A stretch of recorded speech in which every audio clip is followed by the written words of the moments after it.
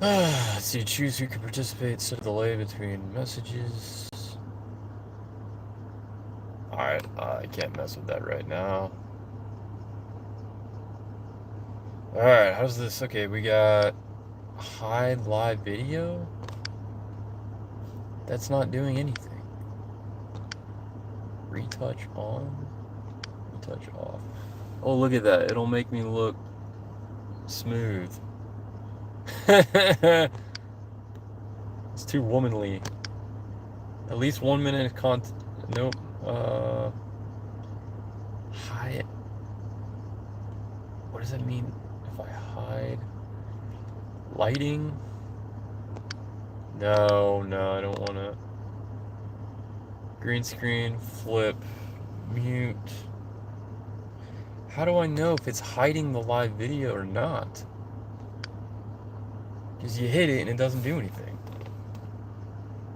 Alright, so let me see. I'm going to get some royalty-free music here. What does this do? This to share, start a poll, comment settings. Alright, let's see. Mobile hotspot. Alright, anyway, sorry. I'm testing this out. Oh, I should have brought my tablet.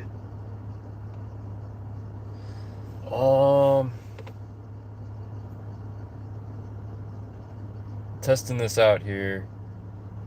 I have this live streaming, and then I want to connect this so I can do some royalty-free music. What's the password? Scheiße. Oh, okay. All right, here we go.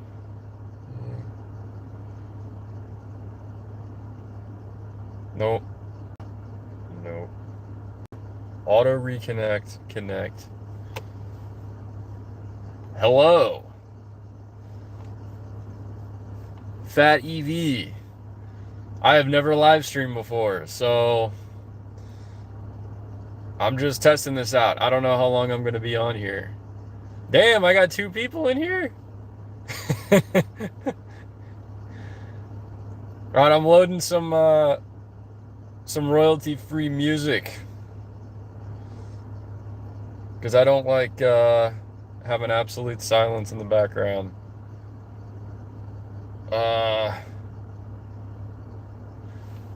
I'm doing the old two phone jig here. Which one was I doing? This one? 80s neon. Alright. Bro, please can you repeat what I saw?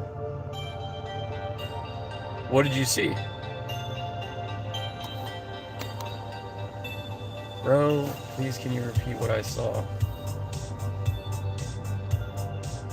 What do you mean?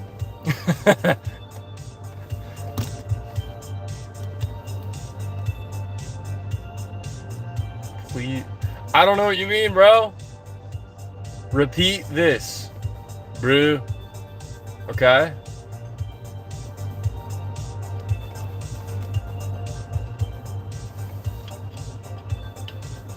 Repeat what?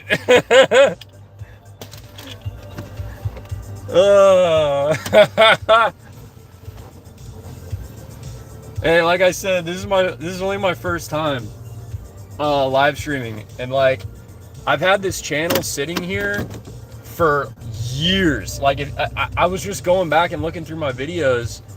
Like I was using this channel when I was in high school, which was more than 10 years ago, 11 years ago. I had like some videos on there from like 12 years ago. Hold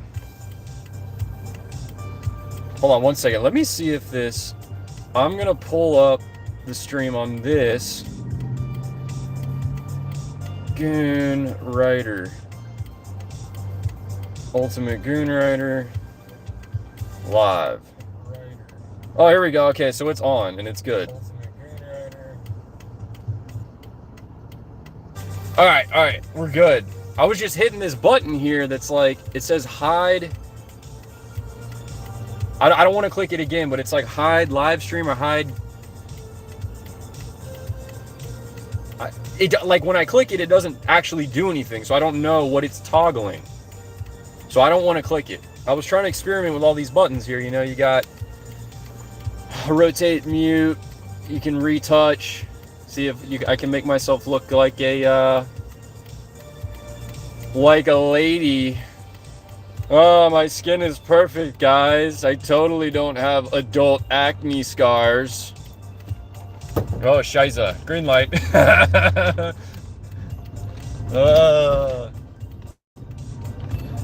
But no, anyways, so this is a test stream, which I've never done before.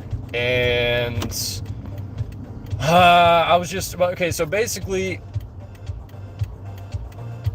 God bless you. Tell No Cash. Okay, wait a second. If I read this, is it gonna be some fucked up shit in another language? That's the only thing.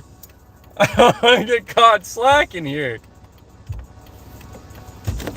No. So what I do for work right now is so I'm like I guess you could classify me as a serial entrepreneur.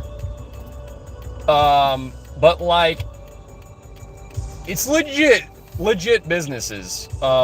So I do like a it's like a game room business, but not exactly like game room in a sense, in the old school sense where you used to have like arcades. It's basically, I have it dialed down to coin-op pool tables, touch tunes jukeboxes at bars, through burnout, touch tunes, internet jukeboxes, and ATM machines, and then like a couple of those golden tee machines, golf games you see at the bars. So anyways, I'm like kind of running my Wednesday route right now. So my Wednesday route is kind of like I hit like the busiest locations that I have to check on every week. So one place that has has 4 pool tables, coin-op pool tables. I got a jukebox there. I got another place that has an ATM machine, and then the other place with the 4 tables has an ATM machine. But the only reason why it's used a lot is because they got slot machines there, which are cash only. So all the people are getting cash from our ATM to play the slot machines. That's because otherwise, like I always tell people, there's really, like, you can put an ATM machine somewhere, but if it's at a place where people aren't using cash, it's really not going to get used that much. It just really isn't, because like most people aren't using cash. You got to put it where people are either using a lot of cash for some reason, or they're forced to use cash to play a game, or strip clubs. I don't have any ATMs at strip clubs, but I hear that those are very sought after locations, man. You can make a ton of money in fees off of a strip club ATM and charge like $9 transaction fees, and people will pay it because, like, you know, they want to take out a couple $100 to throw money at the strippers. Let's see. Don't drive. Don't drive and read. Bad for the ones on motorcycles. Yes, I know, dude. I have a motorcycle, man. I have a fucking motorcycle. I haven't ridden it in a while. I actually just pulled it out of the garage like a week or 2 ago. So I gotta re-up the insurance on it.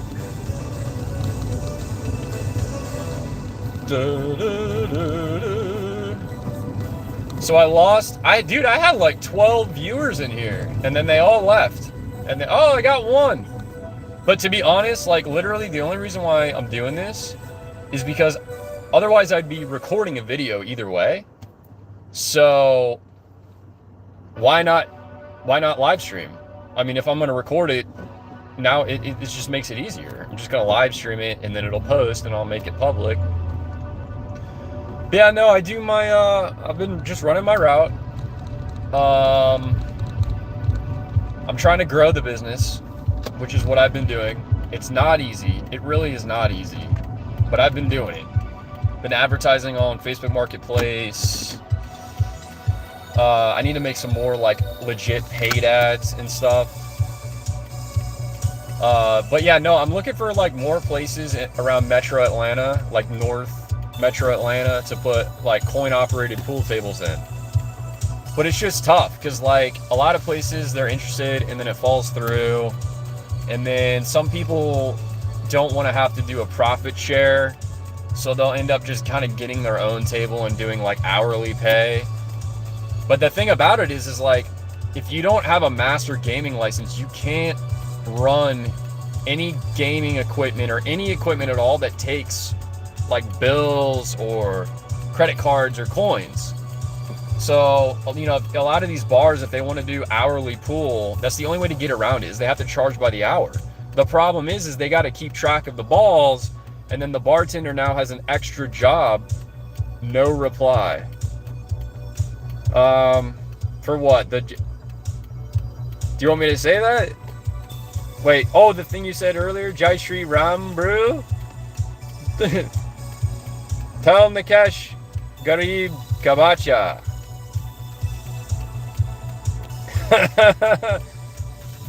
Well, okay, so I can't. I don't know. I said it. Yeah, the other guy told me not to read while I'm driving. To look out for the motorcycle people. Like I said, I have a motorcycle, so like I'm very aware of the danger. I wasn't really riding my bike though for a while. I mean, I take it to Sturgis every year in South Dakota, but I just haven't gotten around to riding it, and it just sits in the garage. And then, you know what's crazy? So I started dating this girl this year in like May. She broke up with me recently, but the craziest thing was when I was dating her, there's this weird thing, this weird phenomenon. I don't know if this happens with a lot of men, but you start to become like more concerned with your health and your safety, like when you're in an actual relationship, like when somebody actually like loves you, or at least pretends like they love you, right? I was like really concerned because like I always hear people saying, "Oh, dude, you're gonna die. You're gonna get killed on your motorcycle. Oh, you're gonna die," you know. And your parents always tell you that. And you know, when I was single, I was like, whatever. I don't give a shit. Hey, if I die, I die. But then when this girl dated me, I was concerned. I mean, I wasn't like gonna not ride, but I didn't really ride very much at all. I mean, the thought was in my head. The paranoia was in my head about either someone turning left in front of me and me slamming into the side of a car, or whatever, or laying it down and hitting a tree or something. But then she broke up with me, and now I'm kind of back to what I was before, where I'm like, like, you know, now I'm interested in like getting it ready and just taking it back on the road and driving around. Let this guy go. And I don't really care. Like, I'm not like fearing death much anymore. I want to become a millionaire, bro. Any suggestions? Oh man. Wow. Well, I guess the first thing I would say is that is not an easy task. And I wouldn't even know how to become, well, okay, so I'm in the same boat. I'm trying to become a multimillionaire myself. I mean, everybody does, right? Every guy wants to be that. It's not easy, especially what I've kind of learned throughout my life. So I'm 29 now, is if you want to try to do it by going through the entrepreneurial route, that is probably the hardest way to do it. Unless you have really good connections. If you have really good connections and you have some sort of really specific skill or expertise, you might actually be able to like put something together that could take off really quickly and make you a ton of money. It's just hard to find something that is highly profitable and that you can really get rolling quickly. because like most people that go into business fail. Like most businesses like fail because people start them and they just don't take off quick enough, and then they run out of their startup money. I mean, unless you got investors, but then again, you're kind of on the hook to your investors. Your investors want to see success, and if it doesn't happen fast, you might be in trouble. So the other option, I mean, the safe way that you could do it would be to get a high-paying job. That's still going to be hard either way, because even a high-paying job, maybe you could get a job that pays you a ton of money out of the gate, but like you gotta have some really special knowledge. Like if you're a high-end developer or someone who a company would trust you to manage like a IT security department, or I don't know if you got hooked up with like an executive job or whatever, you could start making over $100,000 a year, and then you'd have to save. I mean, it would take you a while because you just have to save minus all of your living expenses, and then you'd have to invest. But if you go through the route of like starting your own business, see, the problem is you may start a business that you may get it to make like 50 or 60,000 or 70,000 a year, which is not super difficult. It's difficult, but you can do it. I think what I've discovered is there's like a giant separation between entrepreneurs who have gotten their business to make anywhere between like $50,000 and $100,000 a year. The separation between that and someone who started a business that all of a sudden makes like $1 million a year, or like $500,000, or even $300,000 or something like that. That's so much harder to do. So I don't know. It's tough. I mean, if you find something that has really good profit margins, like I was messing around. So I've tried so many different businesses, throughout the past 10 years. I tried electronics repair. Like I do this game room, this bar entertainment business right now, which, it makes enough for a living, but it's not like a wealthy living. It's kind of like just mediocre amount of money. The electronics repair business was tough because like I didn't have time in the infrastructure to like really make it, because you got to do if you're going to do any sort of like repair job, you got to be running through high volume. You got to be getting customers that are like constantly giving you like high-end electronics or whatever, and you got to be like cranking them through, like fixing multiple a day, phones, computers, whatever, and you got to be cranking through them. I tried to do resale. Resale's a big one. Resale's like a thing that I think a lot of people end up discovering and trying for themselves. So like reselling on Amazon, reselling on eBay. Again though, that's another one of those ones that like the problem with resale is if you don't get hooked up with like good like distributors or people that can hook you up with like good pallets of items that are like worth a good amount of money, you could still get sucked into like just a mediocre amount of money. Now, for some people they're okay with mediocre amounts of money if as long as they're doing something that they like to do. So I was doing that. I did resale, but it was tough. Like I just could never really get it to be substantial. I did like I kind of started like a hybrid version of resale plus electronics repair, to where like I wasn't offering repair as a service, but what I would do is I would buy broken electronics, fix them, and then resell them. And one of the things, my strategy was to find specific items that had a very common issue. So I'd find like an item and find out the most common issue that item has, or that device has, right? And then figure out if it's like a very common fix. So I'd find something that's like, okay, this item won't turn on. Okay, and then I found out, okay, so 90% of the time, this device will not turn on because of this. Okay, there's a flaw in the design of the battery contacts that causes corrosion very quickly. And 90% of the time, it was this corrosion that would cause the device to not turn on. Therefore, I could risk buying large amounts of these things because I knew that 90% of the time, it was this one specific problem that I knew I could fix. And therefore, I could just buy any device that has that problem, and then bring it in, fix it, list it, and sell it.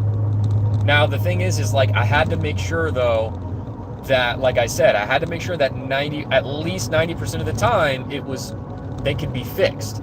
Because what the problem you don't want to get sucked into is like buying, like you're taking a risk. You're buying all these broken devices. You're just buying them.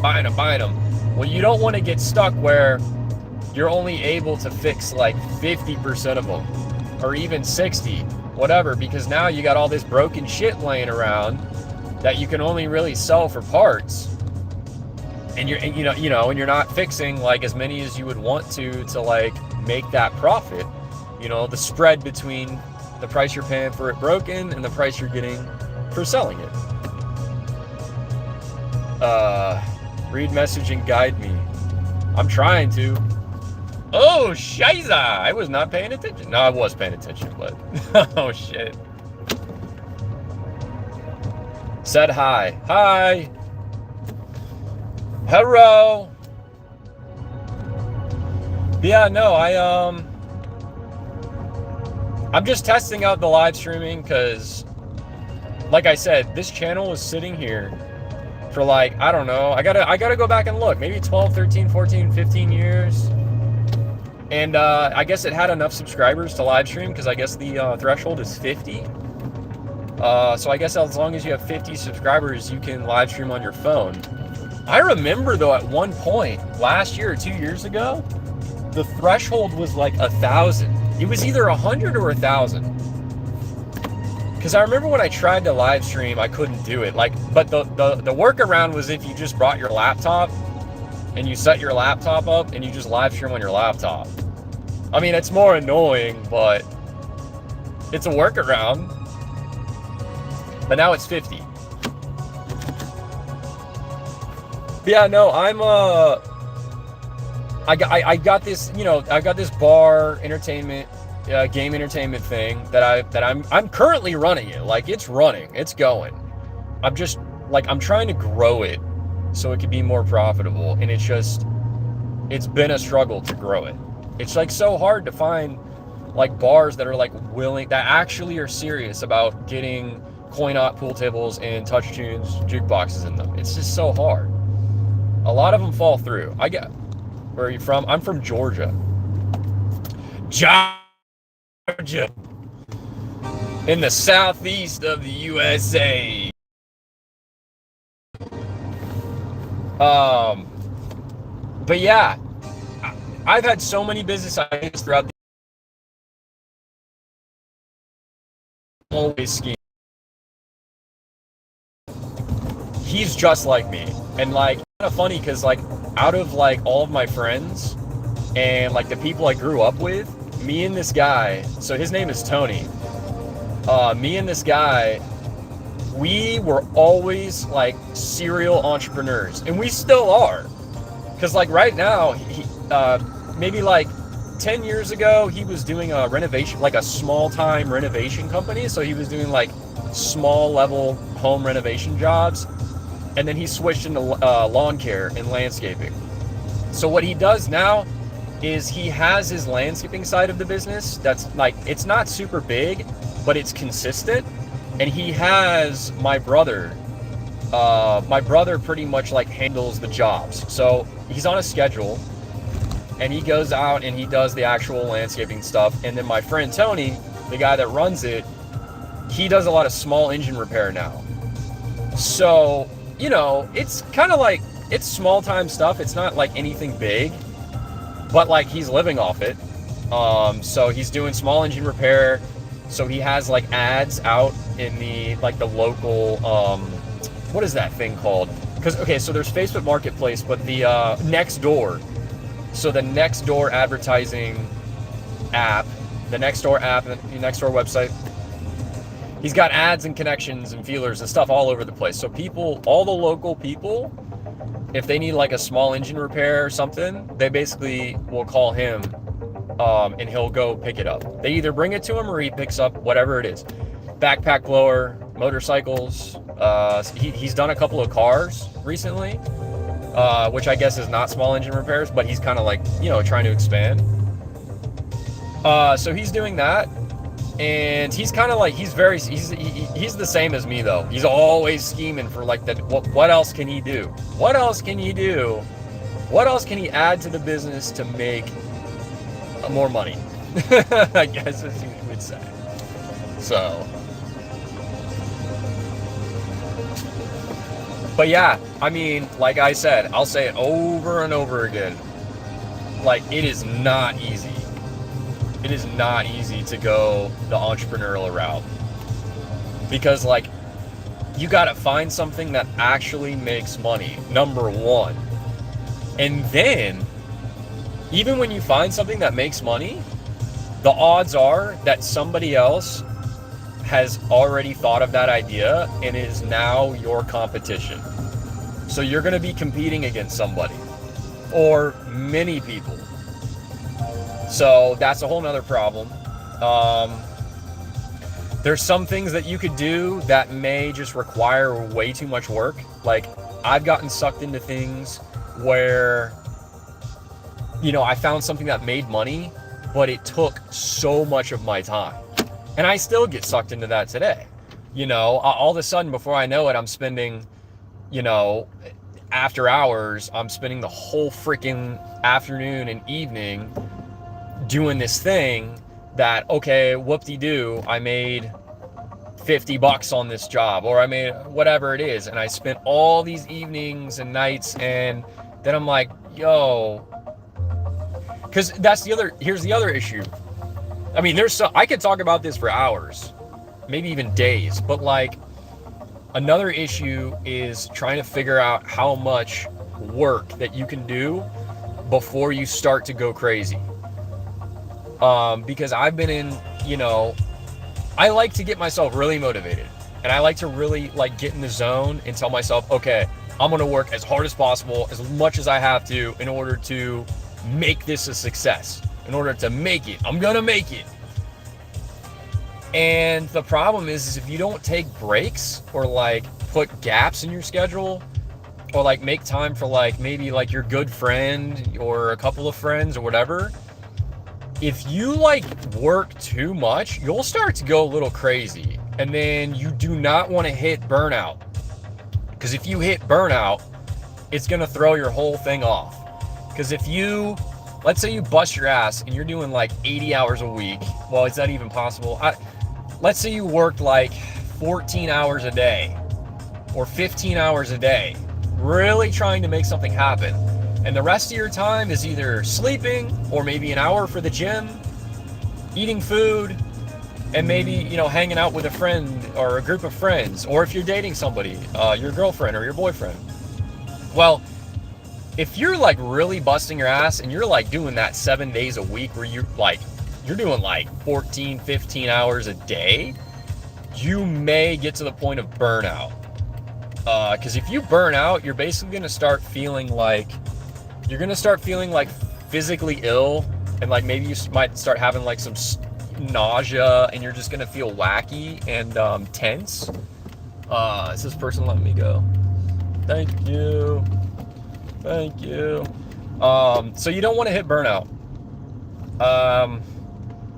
I've hit burnout phases before, but luckily for me, they were like really short phases. Like, I'd have a month where I'm like absolutely busting my ass, just going hard. and then I don't see the success that I wanted to see, or I didn't I didn't organize my time properly, yada yada yada, and maybe throw in a handful of disappointments and curveballs, and then boom, you hit burnout. And then now you're talking like, for me, it's usually a couple of days. It's usually a couple of days of exhaustion, complete exhaustion. And then you don't really get much done. And then, but like I said, luckily, I'm able to like work through it and kind of like reset myself and get back on the ball. The most recent thing that happened to me though, unfortunately, was my relationship ended. Like, it was out of the blue too. I mean, it's kind of a common thing though, you know, for guys, is, you know, your woman will put on a smiling, happy face, like everything's great, you know, the love's there, it's exciting, it's amazing, oh my God, we're in love, and you settle into the relationship, and as the guy, you know, you're doing your thing, you're working, you're balling, you're hustling, and then one day your girl's, you know, you're on a date with your girl, and then she just says to you, hey, can we talk outside real quick? And then you sit down and she starts, all of a sudden, her mood is completely different. She's talking to you all tense, rattling off stuff to you that's scaring the shit. That's a girl that I'm still dealing with, right? Because it you know, it's been like a month and maybe a week since she called it off. And dude, tell you what, if you're doing the entrepreneurial life and that shit happens to you when you thought that you were in love, and like, it's tricky because when you feel like you're in love, you start to use that, like as a guy, you use that as like a drive, like an extra gear to like push yourself harder. Because now you're like, oh my gosh, I'm in love. I finally found a woman who I think loves me. I have a purpose. I have a greater purpose in life. And then you bust your ass even harder. You're like, yes, here we go. This is the next phase of my life. I found my woman. And then when she freaking just dumps you, you know, she dumps you out of the blue and she's like, I'm out of here. You're like, oh shit. Uh-oh. And not only have you lost a very special motivator in your life, now you're having to fall back on like your previous level of self-motivation, and while also dealing with the pain and the depression and the sadness of the heartbreak and all the self-doubt and the bad self-esteem that results from your girl just taking off on you. Oh, it is awful. Oh, great. Scam call from Ohio. I'm sick and tired of scam calls, guys. All right. But no, I'm dealing with the whole heartbreak thing right now. And it sucks because it came out of the blue. I mean, she never told me complaints. She never brought any complaints to me. She never brought any up. She never brought anything up that like, she never said anything was making her sad, or that, hey, why did you do this? Hey, this thing that you did here, was that a mistake? Hey, the plans that kind of you messed up here, hey, can we talk about that? She never did any of that. She saved it in her head. She stored everything up for weeks. She talked to her friends about it. She talked to her family about it. And who knows, she might have been talking to another guy about it, a totally different guy, which would not surprise me, but she didn't talk to me about it. And that's what disappointed me, is that she never talked to me about any of it. And she held it all, she held it in, and one day, boom, she ended it because she allowed her emotional attraction to me to get so low to where there was no motivation to even talk to me about it or attempt to fix it, because her emotional attraction got too low. That's why you have to communicate in your relationship. If your woman is not communicating to you, like her displeasures or things that bothers her, or things that maybe she wants to know why you did something that you did, just to make sure it wasn't like something that you did on purpose. If your girl's not bringing anything like that to you, no complaints, no nothing, you gotta bring it out of her. Like, this is what I've learned, because this was like my first legitimate relationship. I learned that you gotta get that information out of her, because I thought, oh, this is great. She's not bringing complaints. We're not fighting. She's not bickering. She's not nitpicking at me. Holy shit. Like, in my mind, I was like, oh my God, this is the perfect woman. I was starting to think like wife material, man. Like, I was like, holy shit, this is amazing. Well, nope. My dumbass did not realize that if she's not telling you complaints or not telling you what's making her sad, it's in her head. She's keeping it in there and she's storing it up. She's talking to other people about it. And then the other people are going to start telling her to leave the relationship because they don't understand the ins and outs. They don't know who you are in the relationship. Like her friends. She never introduced me to any of her friends. So she probably told all these complaints and stuff to them, and they probably thought that I was like a terrible, lame boyfriend that wasn't caring about her wants and needs and was being selfish and yada, yada, yada. Like, she probably made me sound like shitty, which was not the case. It's a brand new relationship for me. So I didn't know what I was doing. I had no idea what I was doing. I didn't know what to look for. I didn't know, that I would need to pull all that information out of her to have conversations with her about it. So it sucks because it's almost like inexperience ended my relationship. Now, the other option, the other theory that I have, though, is it was either my inexperience that caused it to end, or there's something else that she's not telling me. Because it could be a simple fact that there's another guy, which is actually what I thought originally. My first thought when she did this was that there was another guy, right? Because she left so suddenly and out of the blue. I couldn't help but think that, because it's usually what happens. I mean, it's a high possibility is that she met another guy, or she had already known another guy, and they just started talking. And maybe she started telling him all the behind the scenes playbook of our relationship without talking to me. And then this guy probably kissed her ass because he was probably trying to get in her, right? So he probably said everything that she could ever want to hear. That started making her think that, oh, maybe this guy's the guy for me. Wow, he cares about me. He's talking to me about this stuff. Oh, he's making me feel so much better. And then guess what? She never talks to me about any of it, so she has no idea that I would have provided the same emotional support and emotional connection for her as this potential other guy. So then she leaves my ass for him. Because now she's convinced that, that might be the guy for her. Which is totally untrue. You just never talk to me.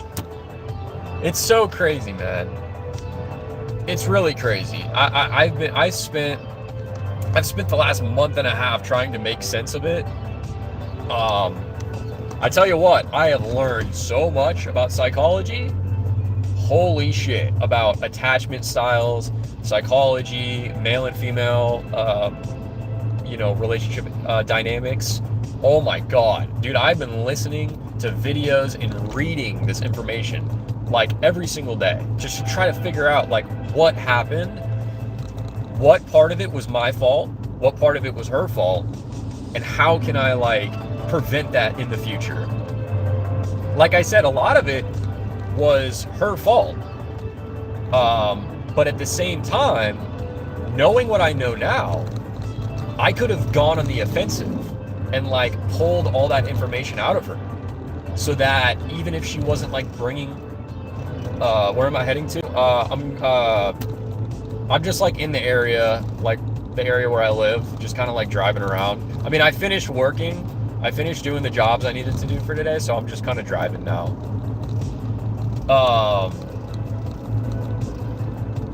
But no, if I would have just, because I'm a guy who likes to fix things, right? I want to fix things, and I want to like know how to fix things and how to prevent things from breaking or failing. And that's anything in life. So in the relationship, like, I know now that I could have looked out for all these like little signs and stuff, and I could have actually like very calmly and peacefully like got her to tell me any negative thoughts that she was thinking or any complaints she might have had about the relationship, or like, you know, a lot of the things were basically like, I made stupid mistakes with communication and planning, and she took it as if like I was just a shitty guy that was doing that on purpose. And so she basically formulated this whole thing in her head that made her feel like I was just a careless guy that was purposefully not communicating properly or not planning properly, leaving details out of this and that was giving her anxiety and sadness. In reality, it was just my first relationship. And so I made stupid mistakes with communication and planning that literally can be like, they're like one-time mistakes. Because now that I know the mistakes that I made, they're so stupid and simple mistakes that I will never make them again. You know, it wasn't like a character flaw. That's the problem that she didn't understand. It's not like I cheated on her. It's not like I have some major character flaw or something that's like almost unchangeable or very hard to change. It was literally like, oh, I forgot to tell you that there were going to be these other people on this date that we were going to. You know, we went to this escape room, and I forgot to tell her that a bunch of my family was going to be there. And she did that. I mean, like, she had every right to be upset about it. She really did. Because she was expecting it to be, I think she was expecting it to be just me and her. And I totally fucked up and forgot to tell her that my family was going to be there. So, you know, I understand why that messed with her a lot. And so there was just a bunch of things like that. Just like forgetting to give her all the details about things. Not showing as much interest in her hobbies as like she wanted to see. Which was also kind of just like, I was interested in her hobbies, and like, she's a singer, like she's a chorus singer, and I wanted to like go see her sing, but like during the relationship, how many girls have you dated? All right, you want to hear something really like embarrassing? She was my only serious relationship besides. There was one other girl that I guess you could say I was dating for 4 weeks, but like we never made it official, and it just kind of like burnt out. And it was more, there wasn't really a very special connection with that one. But this girl, right? So the one that just ended like a month and a half ago, it was my first, this dude should run right across the road here. It was my first like serious relationship. And it, I mean, dude, we got like reconnected a lot. We had like a really intense connection.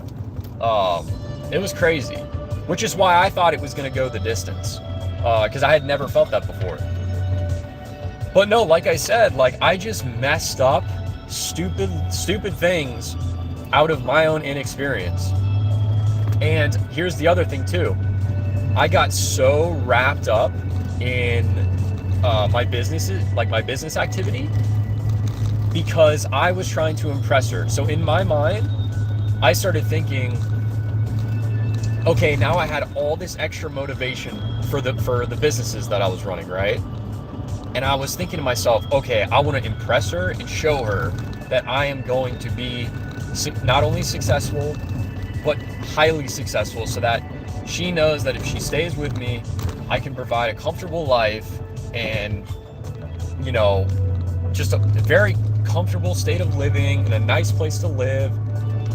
Fuck up big time. So I think I got a little bit too obsessed though. I got a little too obsessed with trying to, work hard on the businesses, because I needed to be spending extra time on the side, like maybe hiring a dating coach, or talking to other people that have had successful relationships. Like, I needed to be, if I could do it over again, I would be talking to maybe my dad or my uncles or other older men that I know that have successful marriages, maybe a dating coach, maybe other people I know that are in dating relationships. But I didn't do that because I thought everything was all up and up and I could just keep cruising along and everything was great. But I just wasn't. Just so many things that I didn't know to look out for into almost like preventative, is that the right word? Like preventative maintenance, like almost like your car. It's recommended to change your oil every 3,000 miles. Now, you can get away with not changing your oil every 3,000 miles, but if you want the damn car to go the distance, you gotta do it. Nowadays, if I want to get nerdy about it, I mean, with high quality synthetic premium oil, you can go like 5,000 miles per oil change, maybe more. But you know what I mean. The point is like you have to do preventative maintenance on everything, and that was including my dumbass, including the relationship. And it's really stupid because I already knew that principle. Like, I already knew that. It's just when you get sucked in to the, to the limerence phase, which is like, the limerence phase is on average the first 3 months of a relationship.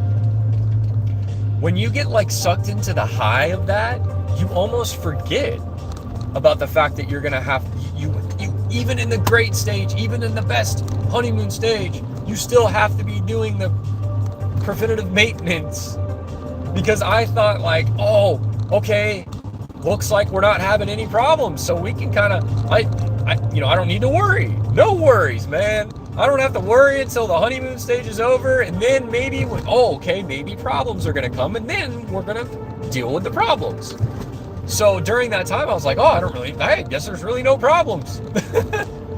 But it turns out she was storing them. They were all getting stored away. And it was destroying the attraction. Crazy, man. I tell you what, the heartbreak has been horrible. I mean, it's getting better. It really is. But holy crap. Over a month of just all day, every day, thinking about her. How could I fix this? How could I fix, if I could do it over again, how would I do? If I could just have one more chance to redo it, what would I have done? I could, and you're just being haunted day and night. Oh my gosh. Oh yeah, combine that with trying to live the entrepreneurial lifestyle. Oh, dude, it's a shit show. Oh, I haven't had any heartbreak. Well, I don't know. One thing I've been thinking about is like, okay, in terms of heartbreak is, I don't yet know. It's gonna take me time to decide if I would have rather just not gone through the relationship at all in order to not experience the heartbreak, or if it was better to actually experience the relationship and then experience the heartbreak as a result. It's a tough one, because part of me is like, well, when it was good, it was great. Like, when it was good, it was amazing. It was probably the best part of my life. you know, like 3.5 months, I think. I'm trying, maybe like including the first dating stage before it was like official, maybe close to 4 months, maybe like 3.5. It was probably one of the best part. I mean, probably the best part of my life so far. But the problem is the heartbreak is probably the worst thing that I've ever experienced in my entire life. So, try talking to her again. Tell her you are sorry. So, yeah, it's basically two ends of the spectrum. It was like the best part of my life, and then the heartbreak was the worst part of my life, which is like right now. So, okay, yeah, so, yeah, no, I get that. You know, so I did tell her I was sorry. And I tried to fix things. Yeah, and I no, I totally. Well, so what happened was I tried to explain to her like why the things that happened, and how a lot of it was just me being stupid and inexperienced. And she almost gave it a chance. So she actually did sort of, maybe, who knows if she really did give it a chance, but it was sort of like a chance where she basically decided that we should take like a short break. You know, and I really made it clear to her, like how much I did care about her. Oh, Jesus Christ, I just got a little loose there in the little gravel lot.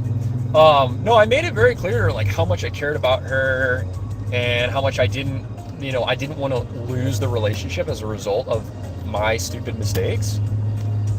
She almost gave it a chance. She decided to kind of like take a little bit of a break, but she still wanted to have like friendly communication, which we did. And then when we got back, when we met face to face, you know, we talked about like our wants and needs and stuff.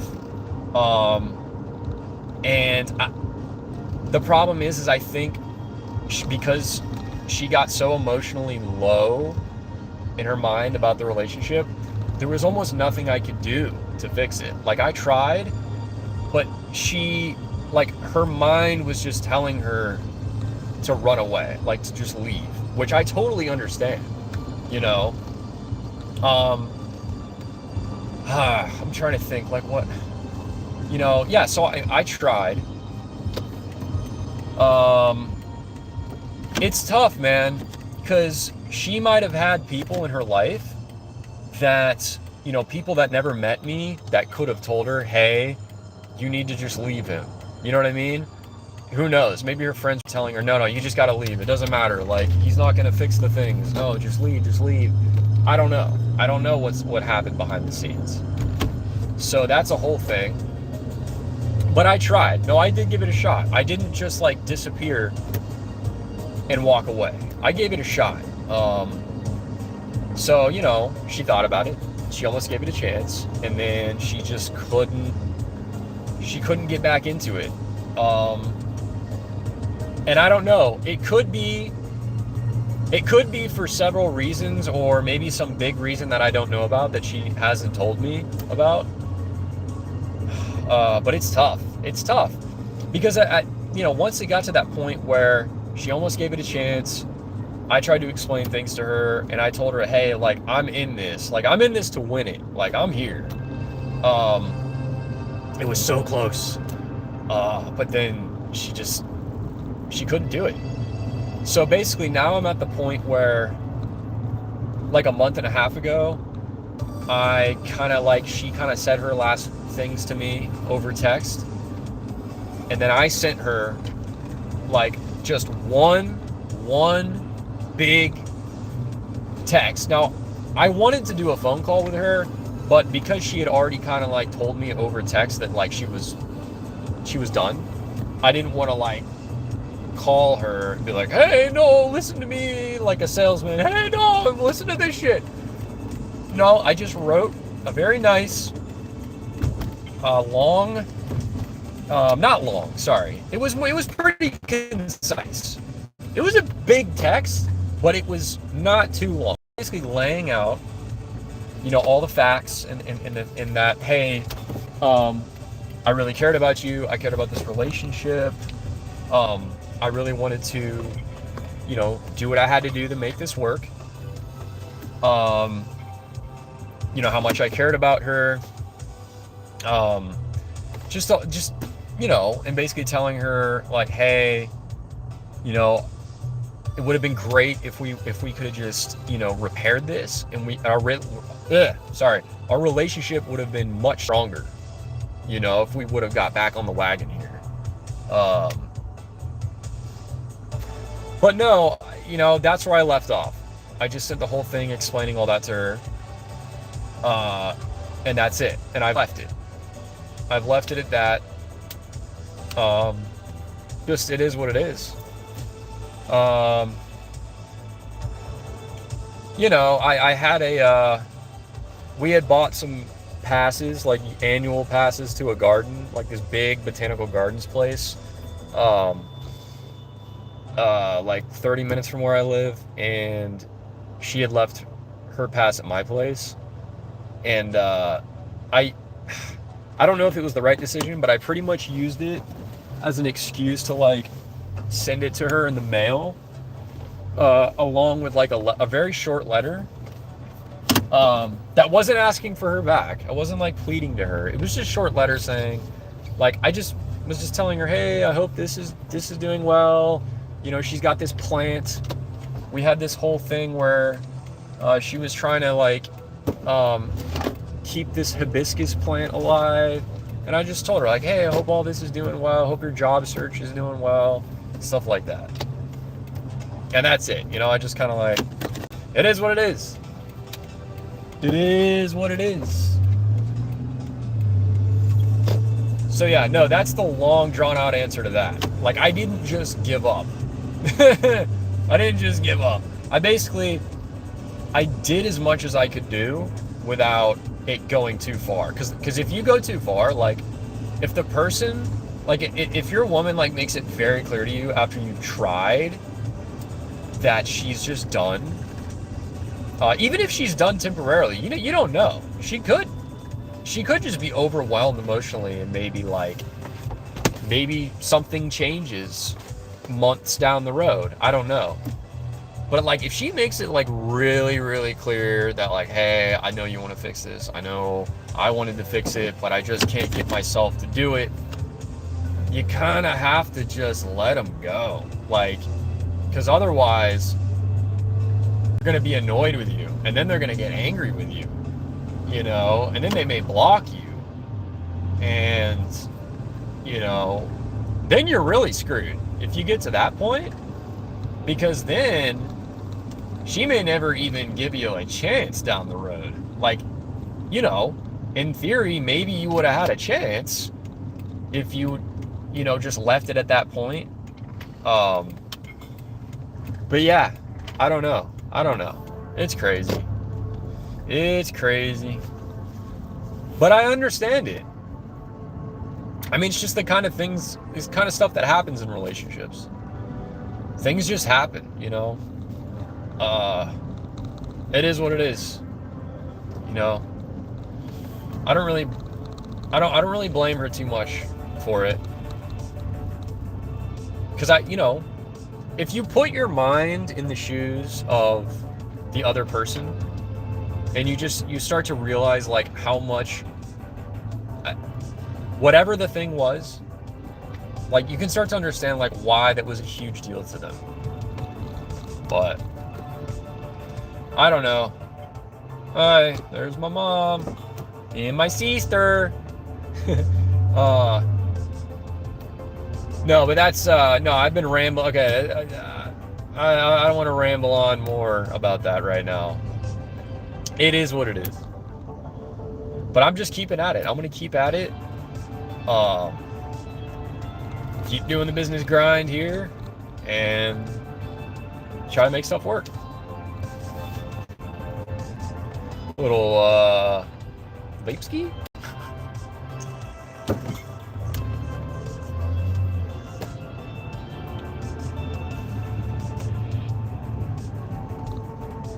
Yep. Such is life, you know? Such is life. You just gotta, like, do what you can do. Give it a good shot. And if it doesn't work, it doesn't work. So, all right, I'm gonna end this. I'm gonna end this stream here. It was a good test run. It was a good test run. An hour. That's crazy. An hour. But that was a good test run. I know that it works decently well here. And I'll see. I'm going to try to make more videos now. I'm going to try to make more videos of like my bike, my motorcycle that I've never made any videos about my street motorcycle, not the dirt bikes, street motorcycle, and like some other stuff. The entrepreneurial adventures, business stuff. I'm going to do more of that. Because it is what it is, right? Life's short. Life's flying by. And I just, you know, it'd be cool to showcase it all. So, all right. See ya. I'm checking out. Thanks for showing up to my hour long of rambling and whatever this was. All right. I guess God XTY is my #1 fan,